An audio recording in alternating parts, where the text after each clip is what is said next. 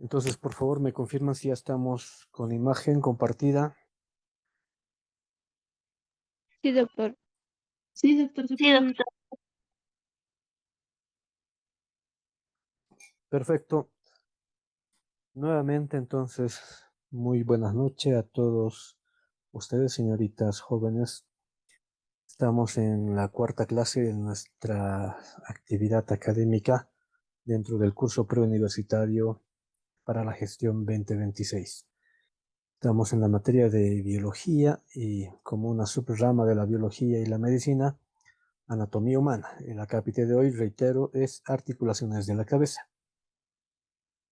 Bueno, la cabeza, primero que nada, ya sabemos, hay que dividirla en dos, el cráneo y la cara. Por lo tanto, hay articulaciones en el cráneo y hay articulaciones en la cara. Y de hecho, hay articulaciones entre huesos del cráneo con los huesos de la cara. Entonces es prácticamente un conjunto, un conglomerado de uniones en diferentes regiones y a la vez de diferentes tipos. ¿Por qué tipos o por qué menciono y por qué digo tipos? Recordando la anterior clase, ¿no? En específico el primer tema que hemos visto en la anterior semana, cuando habíamos hablado del aparato locomotor y les había hablado de articulaciones. Tenemos tres tipos de articulaciones, solo para recordar.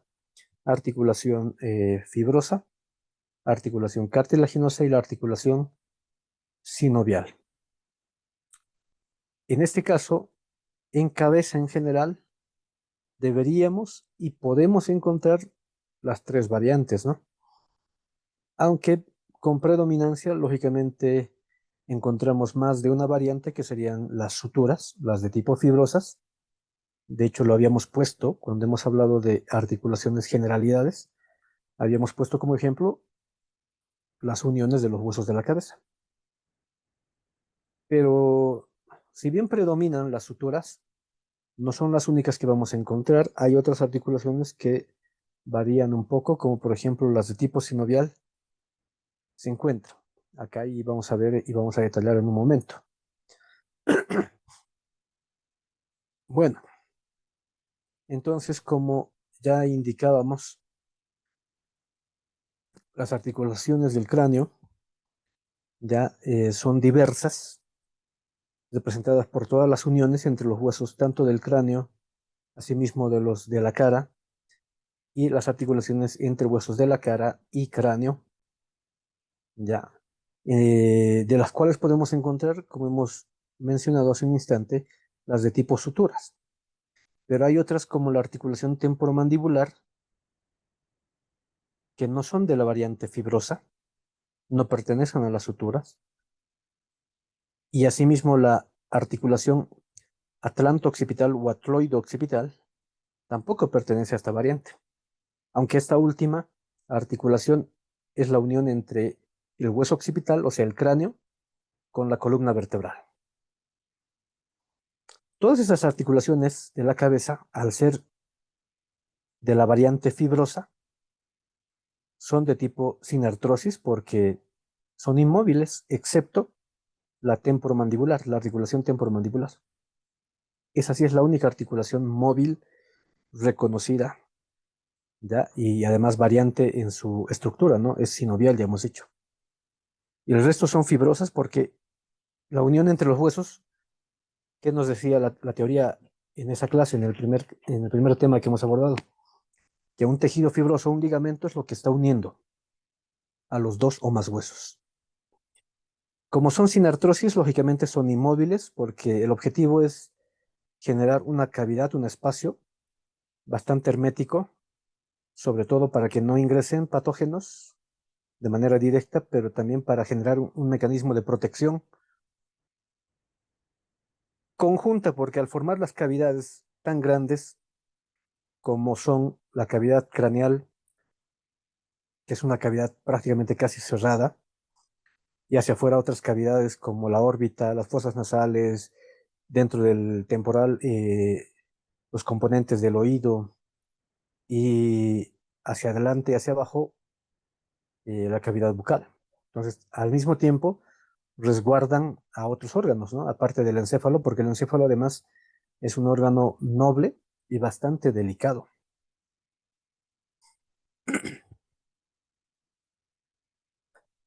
En cambio, la mandíbula, con la estructura que tiene, a través de su cóndilo específicamente y la cavidad glenoidea del hueso temporal, genera una articulación móvil que coadyuva específicamente en varios procesos o mecanismos que la persona o el paciente va a tener. De hecho, nosotros, ¿no? Como personas, ¿qué podemos hacer?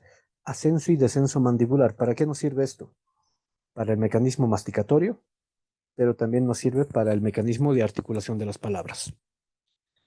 Como son articulaciones fibrosas, en la mayoría de estas, lo que tenemos que reconocer es que hay un tejido conectivo fibroso internamente que los mantiene unidos, ¿ya?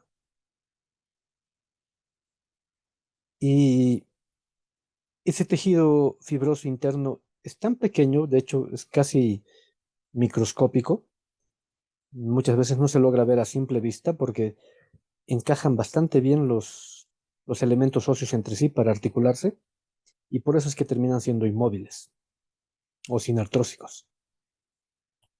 Otro detalle que de una vez voy adelantando que vamos a ver y voy a describir en las diferentes articulaciones.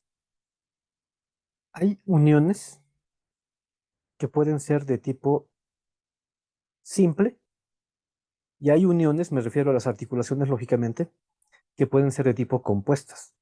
Cuando una articulación se va a llamar simple, cuando solamente dos huesos son los que se van a unir.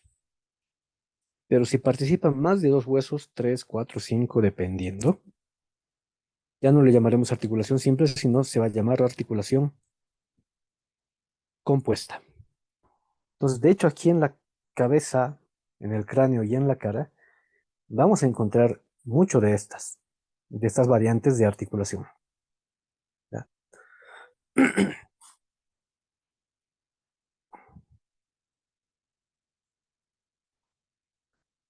Ahora, recordemos otro detalle que habíamos visto en un capítulo anterior, cuando les decía los huesos en la cabeza no están completamente desarrollados y terminan estando unidos por estructuras membranosas, que en este caso forman, por ejemplo, las llamadas fontanelas. Por ejemplo, la fontanela anterior tenemos acá, lo estoy marcando con el cursor, entre el hueso frontal y los huesos parietales, y la fontanela posterior, entre los parietales y el occipital. Esto ya habíamos aclarado que sirve para facilitar el mecanismo del parto, ¿no? Pero además, hace un instante mencionábamos, la cabeza permanece unida, articulada con la columna, específicamente con la primera vértebra cervical, que es el atlas. Entonces se forma la articulación occipito-atloidea o atlanto-occipital, que además de fijar la cabeza hacia la columna, le permite movimiento, porque recordemos y mencionemos de una vez que la articulación occipito-atloidea es una articulación sinovial y las sinoviales están catalogadas por sí mismas como articulaciones de gran movimiento.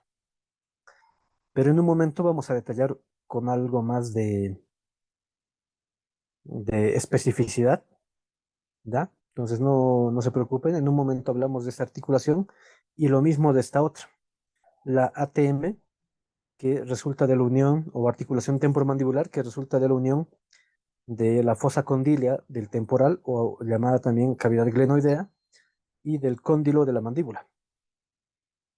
¿Ya? Y además que está uniendo un hueso del cráneo con un hueso de la cara, y es bilateral, ¿no? O sea, son dos articulaciones, pero con tres huesos, que participarían tres huesos, o sea, la mandíbula y los dos temporales, ¿no?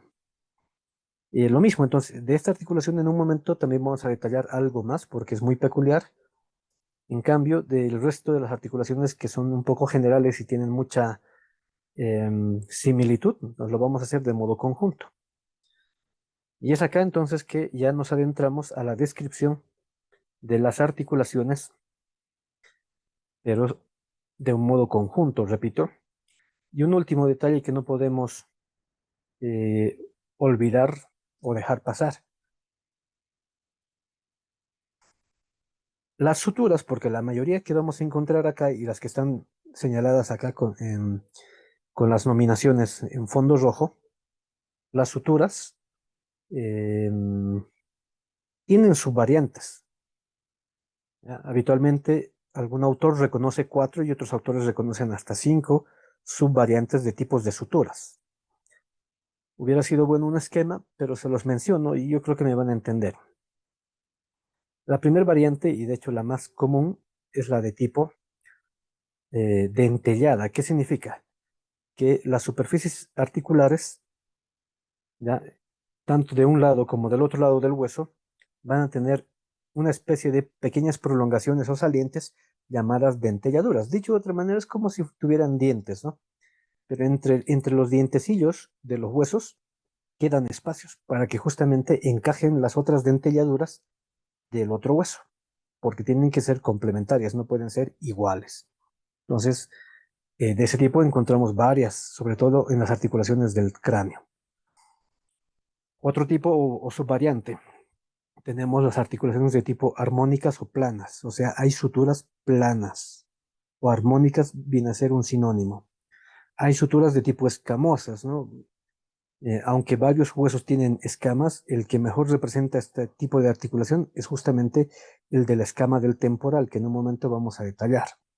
Hay de la variante de las biseladas, ¿ya? Las biseladas, uno que entiende bien de instrumentos biselados, creo que no va a tener problemas, pero un bisel es cuando tenemos un cuerpo geométrico, generalmente con un volumen no muy amplio, o sea, no es muy grueso, y entre las dos superficies o las dos caras, en el contorno, en el borde, este borde viene a ser un declive, un bisel.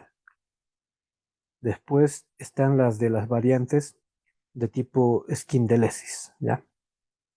Que de hecho hay una articulación muy peculiar que la voy a nominar en otra diapositiva, que es la unión entre un hueso del cráneo y un hueso de la cara. Bueno, entonces, ¿qué vamos a describir de estas articulaciones del cráneo y después de la cara y las otras dos que son muy peculiares? Vamos a tratar de hacerlo un poco rápido porque luego se nos va el tiempo, señoritas jóvenes, y no queremos exceder de nuestro tiempo asignado, ¿no? Pese que somos creo, la última clase dentro del paralelo, pero aún así. El último detalle que voy a mencionar como característica general de articulaciones es cómo se nombra a una articulación. O sea, ¿por qué una articulación lleva un nombre o de dónde sale? Es bastante fácil con solamente ver la diapositiva, de seguro muchos ya se dieron cuenta. ¿A qué me refiero? Por ejemplo, acá tenemos esta nube, está señalando esta articulación, que es la articulación frontoparietal. Y vean y entiendan y analicen, de hecho no hay que analizar mucho, que es muy sencillo, o sea, cómo se ha nominado la articulación simplemente por las estructuras óseas que están participando. O sea, por un lado participa el hueso frontal, por otro lado está participando el otro hueso que es el parietal, entonces la articulación se llama así, textual, literalmente se llama frontoparietal. Ya, ahora, este detalle puede ser al revés, no hay ningún problema, no hay ningún problema, ¿ya? Porque esto aplica como en alguna regla matemática, muy enfocado, por ejemplo, que yo recuerde a la multiplicación. Los profesores nos decían, el orden ya de los números no va a alterar nuestro resultado, no va a alterar el producto final. Entonces aquí pasa algo similar, ¿no? Con algunas estructuras de tipo articulares. Si usted le cambia o invierte los nombres, en vez de decir articulación frontoparietal y usted le llama articulación parietofrontal, sigue siendo lo mismo. No estamos hablando de otra articulación. Entonces, por lo tanto, la articulación suele llamarse de esa manera, en relación a los elementos óseos que la conforman. Ahora sí, de una vez nos adentramos a describir todas estas articulaciones. No es tan complejo, ¿ya? Muchas comparten características de hecho. Empecemos de una vez. Vamos a ir de superior e inferior, o sea, de arriba abajo, y nos vamos a ir de izquierda hacia derecha. Bueno, primera articulación, articulación frontoparietal, es la unión, creo que queda un poco obvio, entre el frontal y los dos huesos parietales. No con uno, con los dos huesos parietales. Por lo tanto, viene a ser una articulación compuesta. No puede ser simple porque ya tenemos tres huesos. Cada parietal cuenta. Entonces, la articulación frontoparietal es una articulación compuesta. Es de tipo fibrosa, creo que eso está un poco por demás, pero siempre hay que mencionarlo. Al ser fibrosa, es sin artrósica, o sea, sin movimiento. También queda un poco obvio, pero hay que mencionarlo. Cuando uno estudia la anatomía, tiene que hacerlo así de esa manera. Y tenemos que encajarlo en una de las subvariantes que ya les había mencionado. Es dentellada, es, es escamosa, es biselada, es esquindelesis, aunque esta última aplica más solamente para un tipo de articulación, o es de las variantes, ¿cuál me falta?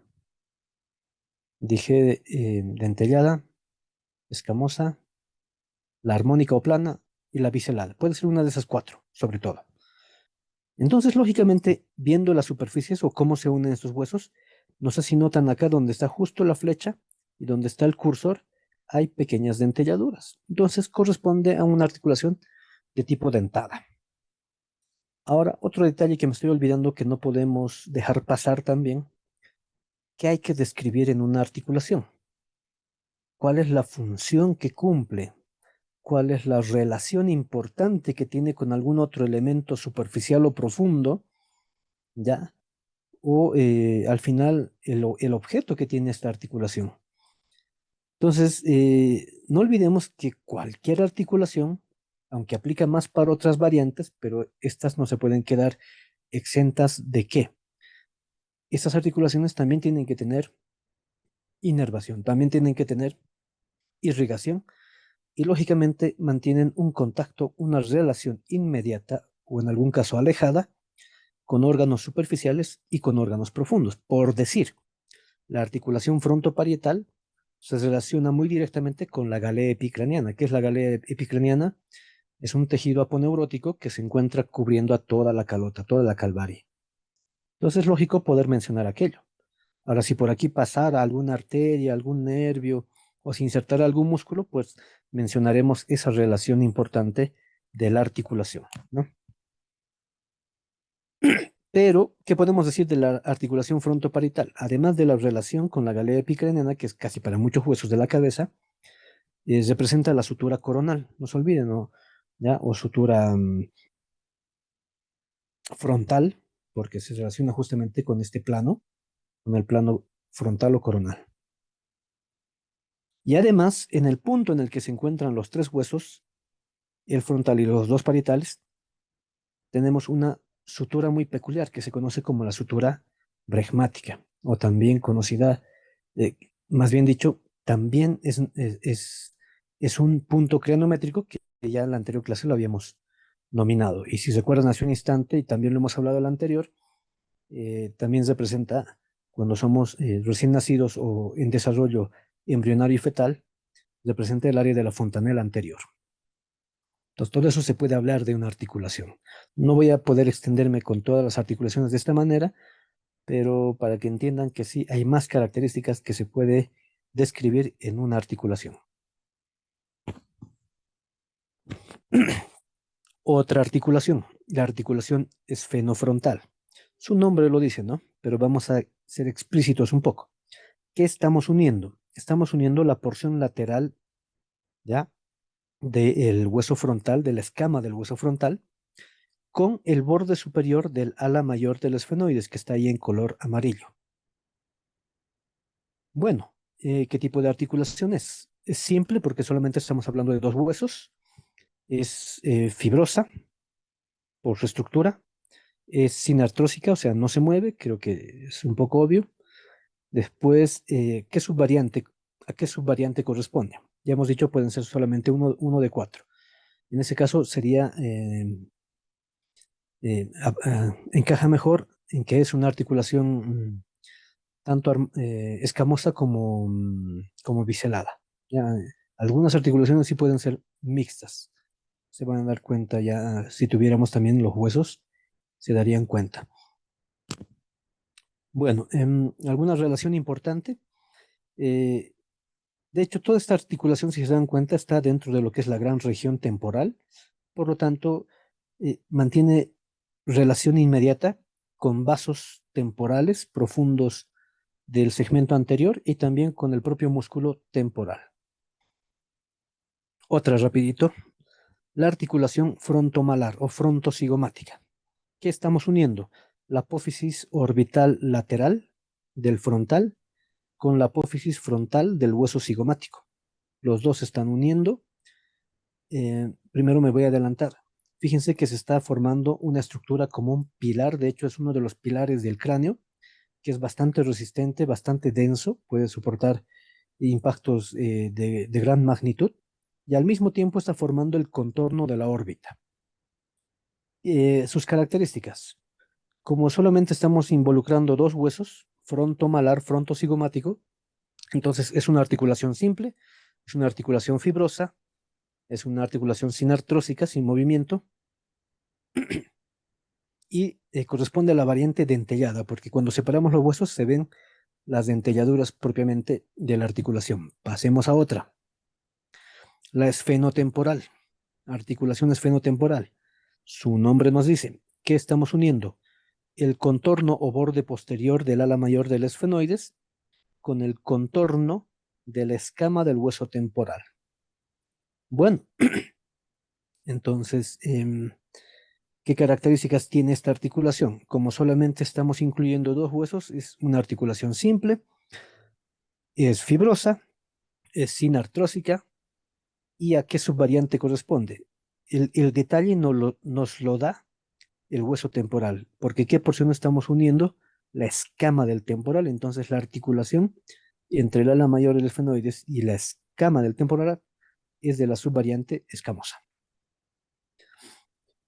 ¿Alguna relación inmediata o funcionalidad? Además de que están formando parte de la gran fosa temporal y por tanto también se relaciona con el músculo temporal, vasos sanguíneos de la región temporal. Hacia profundidad, esas articulaciones se relacionan indirectamente a través de las meninges con la masa encefálica, ¿no? Otra articulación, la articulación cigomático-malar, o simplemente llamarle cigomático temporal, porque lo que estuviéramos uniendo es la apófisis cigomática del hueso temporal con la apófisis posterior o temporal del hueso cigomático o también llamado malar. Como estamos hablando solo de dos huesos, es una articulación simple, sigue siendo articulación fibrosa, es sinartrósica y corresponde a la subvariante dentellada, porque cuando separamos estos huesos también se ve eh, una característica de tipo dentelladura. Em, ¿Qué relación importante podemos reconocer? Primero, que al unirse estos dos huesos, o sea, la apófisis cigomática del temporal con el ángulo posterior o apófisis temporal del hueso cigomático malar, se está formando un arco que en la anterior clase habíamos mencionado pasa a manera de un puente en esta región del cráneo y está separando, y es el límite y a la vez separa y a la vez comunica. En otro momento nos podemos entender en este último aspecto, pero está separando la región temporal de la región infratemporal, pero al mismo tiempo las está comunicando, porque está pasando a manera de un puente. Y además sirve de inserción, todo el arco cigomático sirve de inserción para la fascia temporalis, para el músculo macetero, entre otros. Otra articulación, las del lado derecho de la diapositiva. La articulación esfenoparietal, su nombre nos dice, pero vamos a detallar. Estamos uniendo el ala mayor del esfenoides, el borde posterior, una pequeña parte del borde posterior, ya para algún autor se lo considera como borde superior, con el ángulo anteroinferior del hueso parietal. Entonces se unen estos dos huesos, esfenoparietal o parieto esfenoidal. De los otros aplica también al revés, frontoparietal, parieto frontal, esfenofrontal, frontoesfenoidal, frontomalar, malofrontal, esfenotemporal, temporoesfenoidal y así, etcétera, etcétera. Entonces, esta articulación esfenoparietal ya, es de la variante, es una articulación simple, es una articulación fibrosa, es inartrósica y es de la subvariante, encaja mejor en la de tipo armónica y también escamosa. Em, un detallito que acá me voy a detener. De hecho, en este sector donde estoy marcando con el cursor, hay una articulación muy grande y muy importante que en la anterior clase ya habíamos hablado. De hecho, representa una sutura bastante compleja entre la unión del frontal, parietal, a la mayor de los esfenoides y la escama del temporal. Que si se dan cuenta y si se fijan y me siguen en el cursor, o al cursor más bien, esta sutura tiene una forma de H. Algún autor dice tiene forma de K. Bueno, es variante. ¿Cuál es la importancia de esta unión? Que representa una sutura y un punto craniométrico. Ambas son bastante similares. Representa la sutura térica y es el punto craniométrico terium. Ya en ese sector. Sigue perteneciendo a la gran fosa temporal, eso no ha cambiado, ¿no? Otra articulación, la articulación temporoparietal. La articulación temporoparietal es una articulación simple porque solamente estamos hablando de dos huesos y permite la unión específicamente del borde inferior del hueso parietal con el contorno de la escama y de la escotadura que tiene el hueso temporal. Ya lo habíamos dicho hace un rato con el esfenoides, en la articulación esfenotemporal, aquí más o menos aplica lo mismo. ¿A qué me refiero? Es una articulación simple, es fibrosa y es inartrósica. ¿De qué subtipo o subvariante? Escamosa, porque la que le da el nombre, la subvariante, es la escama del temporal. Esa articulación sigue perteneciendo a la gran fosa temporal y por lo tanto mantiene relación con el músculo del mismo nombre y con vasos y nervios también que penetran en ese músculo y en toda esta región, ¿no? Otra articulación, la articulación parieto-occipital u occipito-parietal, es una articulación simple. Estaríamos uniendo el borde superior o superolateral, los dos bordes superolaterales que tiene la escama del hueso occipital con el borde posterior de los dos huesos parietales. Aquí vuelve a pasar lo mismo como cuando explicamos la unión entre el frontal y los dos parietales. O sea, ya deja de ser una articulación simple, sino es una articulación compuesta, porque ya son tres huesos, dos parietales y el occipital. Y de hecho es una articulación muy peculiar, que también ya lo hemos nominado en la anterior clase, que están formando la sutura lambdoidea, porque deviene del signo y símbolo o letra griega lambda, ¿ya? Entonces parece a esa letra griega. Y también es otro punto craniométrico, ¿no? Que ya lo habíamos explicado en una anterior clase, pero lo reiteramos. Es el punto craniométrico, específicamente lambda. Bueno, em, otra articulación sería la articulación temporo-occipital.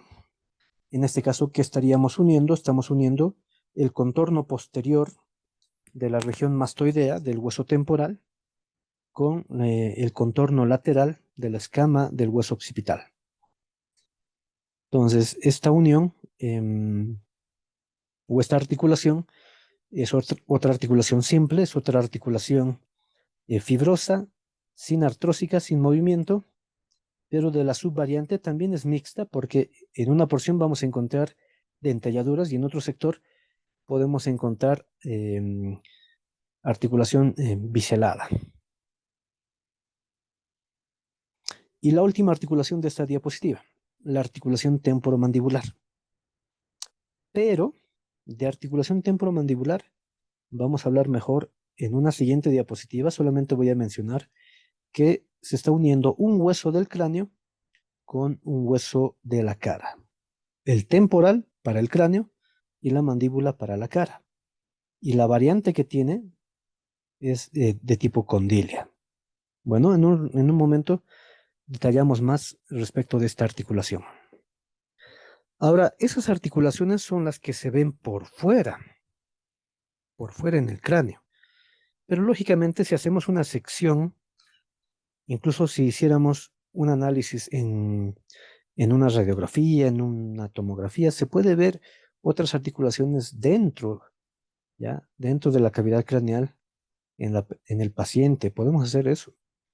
O en su caso, como tenemos aquí en el esquema, en una preparación anatómica, nosotros podemos hacer la sección del cráneo y ver las articulaciones que están dentro. Entonces, rapidito vamos a ir describiendo y detallando las articulaciones que encontramos internamente en el cráneo.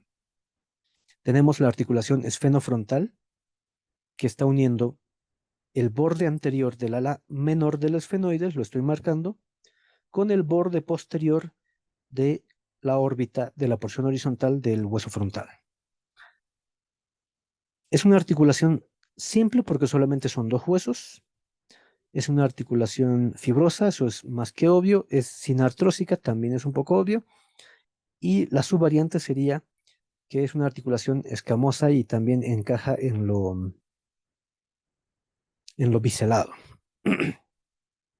Ahora, lógicamente, al unirse estos dos huesos, están en relación con el polo frontal u orbital eh, del hemisferio cerebral, ¿ya? Porque están formando el piso anterior de la base del cráneo. Otra articulación, la articulación occipito-esfenoidal.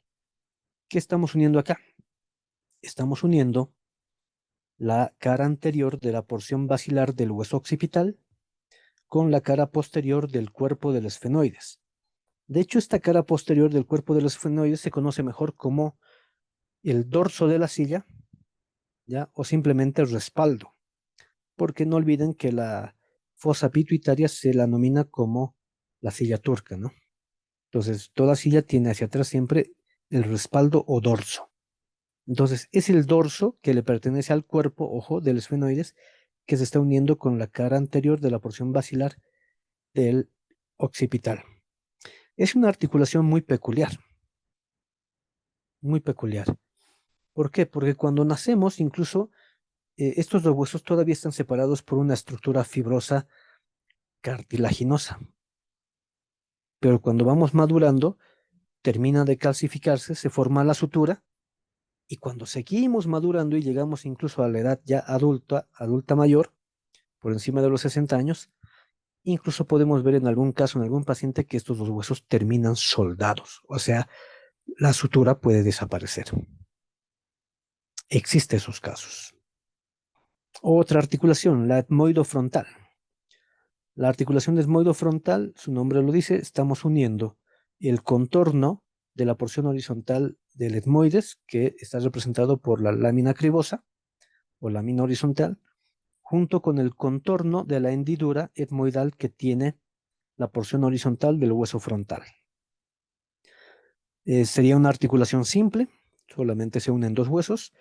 Es una articulación fibrosa, sinartrósica y de la variante armónica y también biselada en algún sector. Bueno, al unirse estos dos huesos, terminan conformando el piso anterior de, de la base del cráneo, y en específico, este sector del etmoides, es decir, la cara superior de la lámina cribosa, se relaciona con el bulbo olfatorio. Otra articulación, la articulación esmoido-esfenoidal.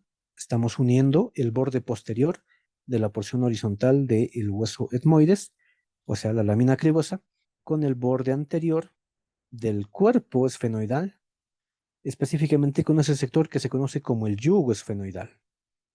Entonces, es una articulación simple, fibrosa, sinartrósica y de la variante también armónica o escamosa.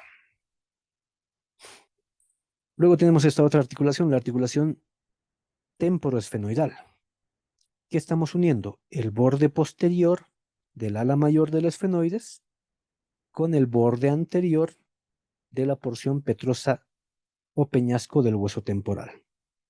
Es una articulación bastante irregular, ya que de una vez menciono, ahí encontramos varios subtipos de uniones o de articulaciones, es decir, hay segmentos dentellados, hay segmentos biselados y hay segmentos incluso armónicos, planos. Por acá pueden quedar uno que otro pequeño espacio o conductillo que permite el transcurrir de arterias, venas o nervios, pero muy pequeños, muy pequeños.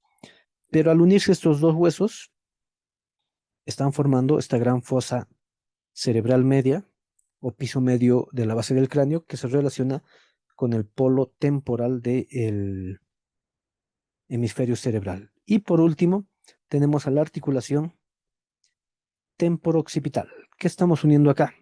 El borde posterior del peñasco o porción petrosa del hueso temporal con el borde lateral tanto de la porción basilar, ¿ya? como de las masas laterales del hueso occipital.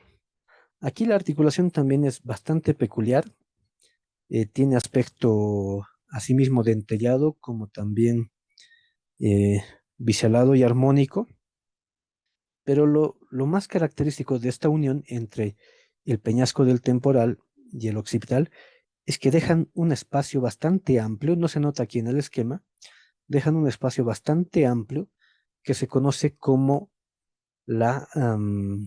como el agujero, eh, el gran agujero yugular, así se llama hoy por hoy, ¿ya? Y antiguamente se conocía como el agujero rasgado posterior o lacerado posterior. Pero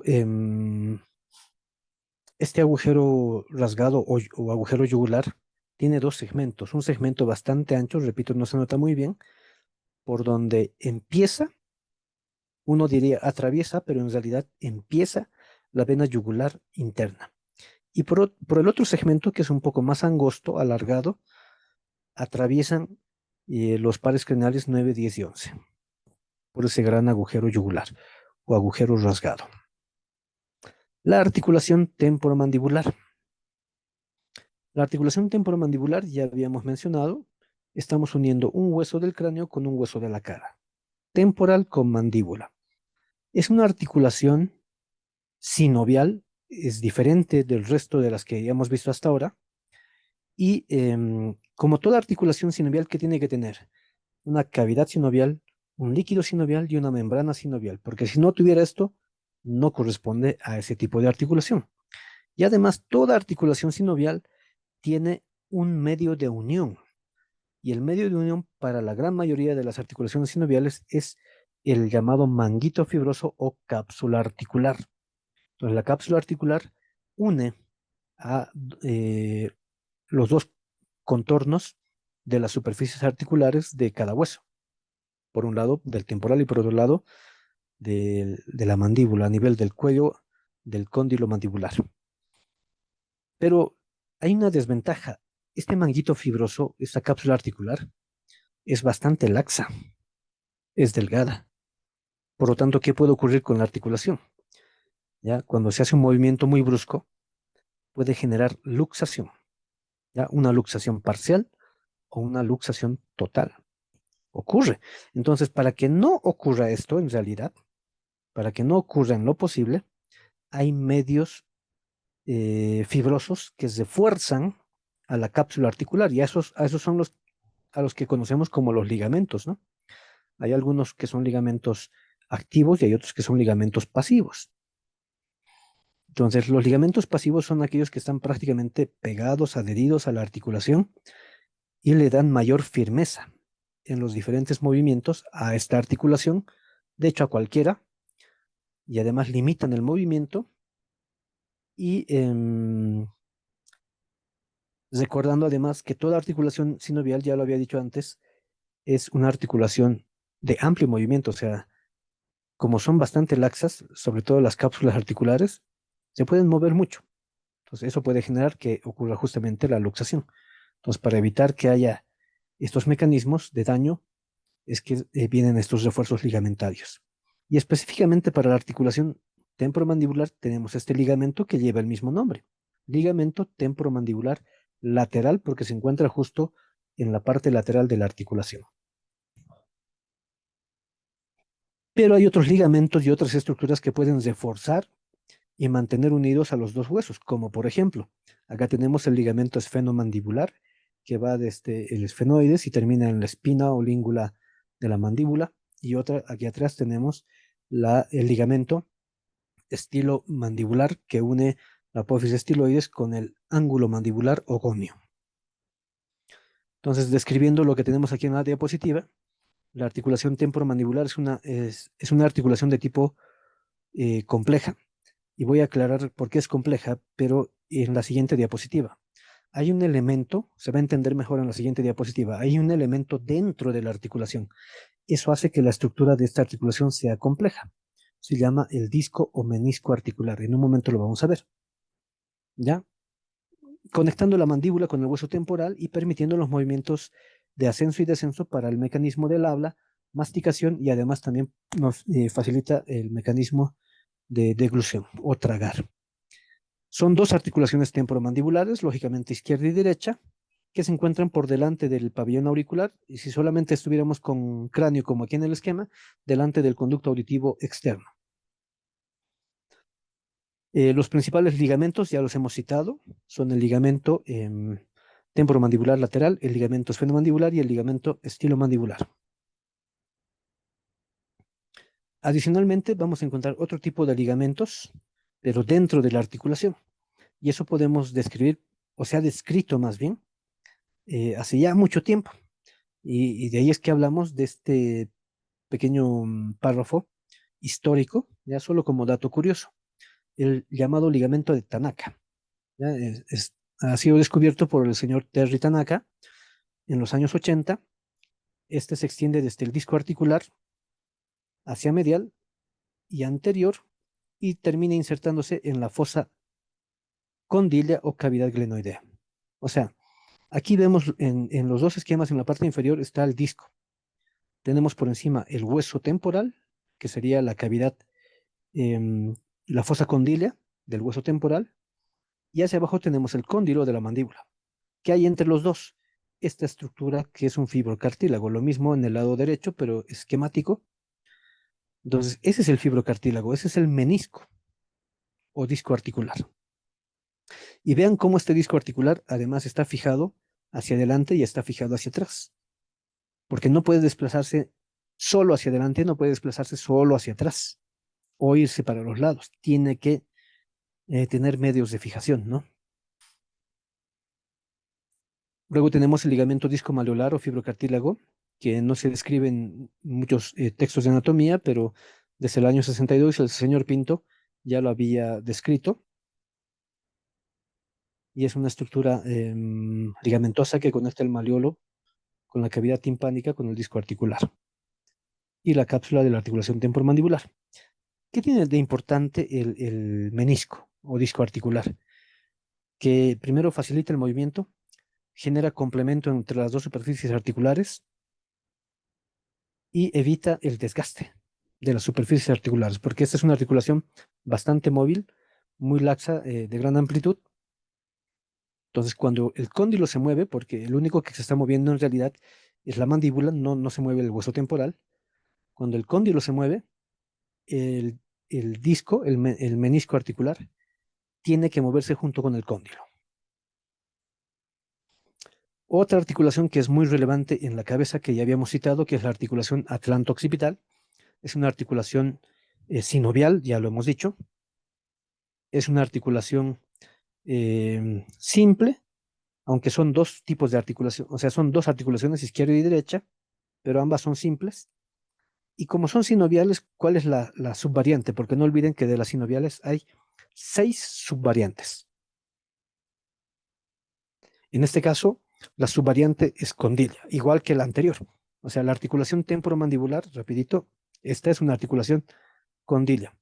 De hecho, muchos autores la consideran como bicondilia porque, de hecho, participan 2 cóndilos, pero eso en otro momento pueden estar conociendo, porque estos detalles, mm, en cierto modo, no me malentiendan, eh, los tiene que conocer mejor un odontólogo o un cirujano maxilofacial, ¿ya? Volviendo a la articulación occipito-atroidea o atlanto-occipital, decíamos también es de tipo condilia, también es sinovial, son articulaciones simples y que tiene que tener. Lo mismo que la anterior hemos dicho, va a tener cavidad articular, líquido articular y membrana articular o sinoviales, que es lo mismo, y además un medio de unión, la cápsula articular, y junto con la cápsula articular sus ligamentos correspondientes.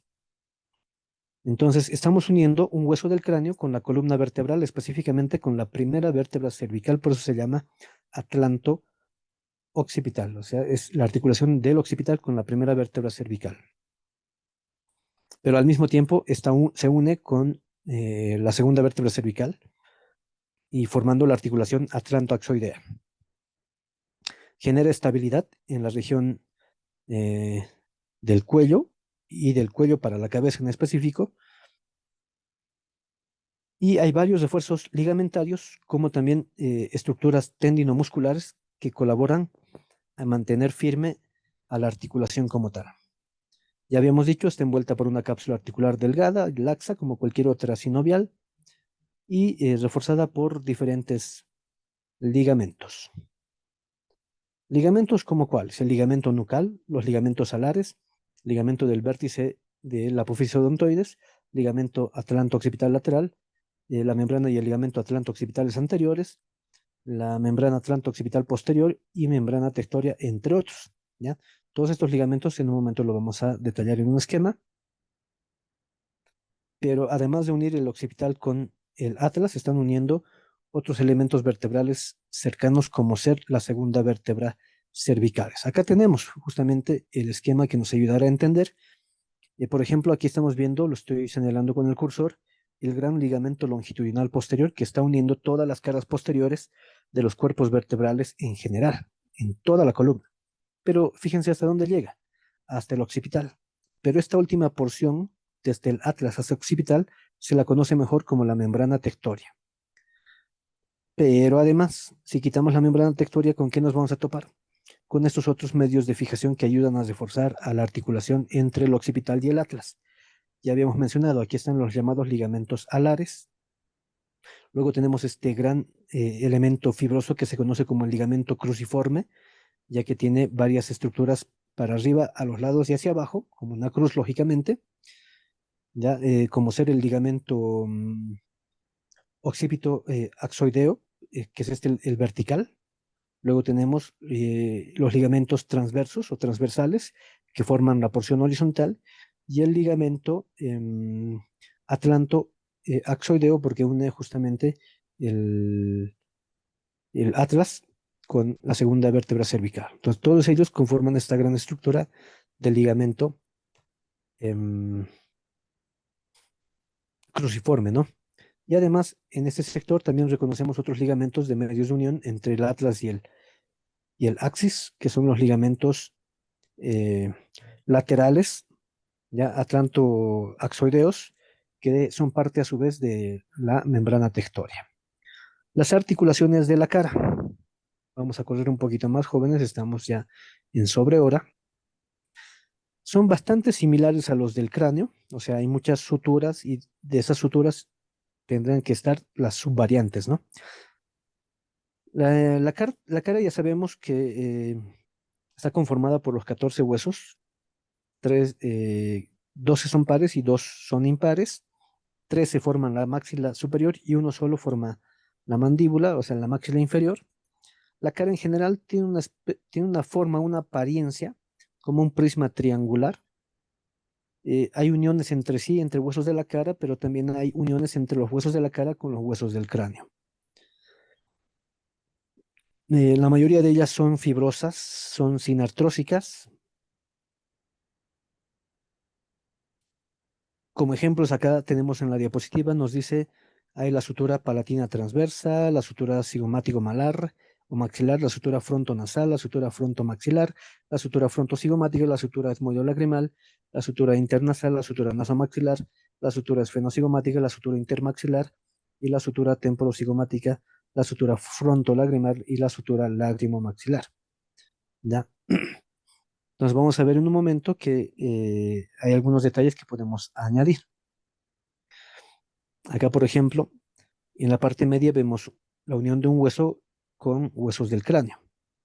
Este es el vómer y tanto su borde anterior como superior permiten unirlo, por un lado, hacia hacia el esmoides o con la lámina perpendicular del esmoides, formando la articulación esmoido-vomeriana, o la articulación con el esfenoides sería la esfenovomeriana. Esta es muy típica, esta es la que encaja mejor en la subvariante de esquindelesis porque es una cresta con una ranura bastante delgada. Luego, otras articulaciones que tenemos, por ejemplo, son la de la concha nasal, que ya lo habíamos mencionado en otro momento, que a través de su borde superior se une hacia la cara medial tanto del hueso maxilar como del hueso palatino, porción vertical. Y acá en la cavidad orbitaria podemos reconocer muchas otras suturas o articulaciones. Por ejemplo, la articulación entre el hueso cigomático y el hueso frontal, que ya lo hemos mencionado, el hueso cigomático con el hueso esfenoides, es decir, articulación cigomático-esfenoidal o esfeno-cigomática, la articulación cigomático-maxilar que se encuentra acá, cerca del piso de la órbita, la articulación maxilo-etmoidal o etmoido-maxilar, la articulación etmoido-lacrimal, la articulación lacrimomaxilar o maxilolacrimal y la articulación frontolacrimal. Esta última, por ejemplo, está uniendo la apófisis frontal interna o medial con el borde superior del hueso lacrimal. Entonces, todas las uniones de los huesos de la cara permiten la conformación y estructura del macizo facial como tal. Ya la mayoría entran o encajan en la subvariante dentelladas, algunas son armónicas, otras también pueden ser biseladas, ¿no? Y por último, porque ya sí nos hemos excedido, tenemos las articulaciones entre las piezas dentarias y sus cavidades. Se llaman las articulaciones alveolodentarias, son de las variantes de tipo gónfosis o también conocidas como sindesmosis dentoalveolares, ¿ya? O sea, todas las raíces de las piezas dentarias encajan y se unen en su cavidad alveolar. Y el ligamento que los une se conoce como el ligamento periodontal. De hecho, gracias a ese ligamento, el diente, por teoría, aunque esto es, repito, un conocimiento un poco más profundo y para detalle más de odontólogos que del área de salud en general, pero hay que conocerlo por cultura general también, ¿no? Entonces, un movimiento que puede realizar el diente se conoce como la intrusión y la extrusión. ¿Qué significa? Que el diente puede entrar todavía un poquito más dentro de la cavidad alveolar, sus raíces específicamente, y al mismo tiempo puede salir. ¿Cuándo? Cuando generamos el mecanismo de masticación. Lógicamente, esta unión entre las piezas dentarias y tanto los maxilares y la mandíbula sirven para la masticación, para la articulación de las palabras y otros, ¿no? No olvidemos, tenemos bien 20 piezas dentarias en la arcada superior, perdón, 16, los estoy confundiendo por apurarme. 16 en la arcada superior, 16 en la arcada inferior, 32 en un adulto. 20 solamente es de un niño, ¿ya? Un niño solamente tiene 10 piezas dentarias en la arcada superior y 10 piezas dentarias en la arcada inferior. ¿Qué piezas dentarias no tenemos en los niños? O cuando somos niños en general, ¿no? No tenemos primer premolar, segundo premolar y no tenemos tercer molar. Todo lo demás luego se asemeja. Lógicamente, las estructuras son bastante similares a las piezas dentarias de un adulto, pero no olviden que hay recambio. O sea, hay piezas dentarias eh, de leche, así llamadas muy coloquialmente, o que prácticamente van a ser reemplazadas por las piezas dentarias permanentes, ¿no? De adultos. Eso se puede corroborar en una placa radiográfica de tanto de un adulto como de un niño. Y en la de un niño se puede ver incluso, esta no es por si acaso una radiografía de un niño, en la de un niño se puede evidenciar cómo las otras piezas dentarias ya adultas, las que van a reemplazar a las temporales, ya se están formando. De hecho, nacemos con la formación de las piezas temporales y también con la formación de las piezas ya permanentes, ¿no? De adultos. Por último, eh, esto también es más de aplicación en el ámbito odontológico, pero también aplica en la medicina forense, por ejemplo. A las, a las M arcadas las numeramos. La M arcada superior derecha tiene el número 1, la M arcada superior izquierda el número 2, M arcada inferior izquierda tiene el número 3 y la M arcada inferior derecha tiene el número 4. Y cada pieza dentaria tiene su numeración. Rapidito lo menciono. El incisivo central es el número 1, el lateral el 2, el canino 3, el primer premolar 4, el segundo premolar 5, el primer molar 6, el segundo molar 7 y el tercer molar 8. Entonces, esta nomenclatura la han debido ver con su odontólogo, ¿ya? Y si no, vayan a verificarlo cuando tengan su consulta. Repito, eso se aplica por lo tanto, bastante en odontología, pero también se aplica en medicina forense y en otros ámbitos. Pero, ¿qué nos dice la teoría al final? Por si acaso, no es pieza dentaria, si están viendo, está un poco borroso, no es pieza dentaria número 27, no es pieza dentaria número 45, no, no, no. La regla real nos dice es pieza dentaria 1. Qué sé yo, 1.5. Uno ya tiene que saber a qué pieza dentaria corresponde. Pieza dentaria 3.6, uno ya tiene que saber a qué pieza dentaria corresponde, ¿no? Entonces, eso es también como detalle y dentro de lo que es la cultura general de un futuro profesional de salud. Bueno, y sin más, con esto habríamos concluido nuestra clase, nuestra actividad del día de hoy. Para no extendernos muchos, tal vez una o dos preguntas máximo que quieran hacer ustedes, por favor, jóvenes. Adelante, les doy un pequeño espacio.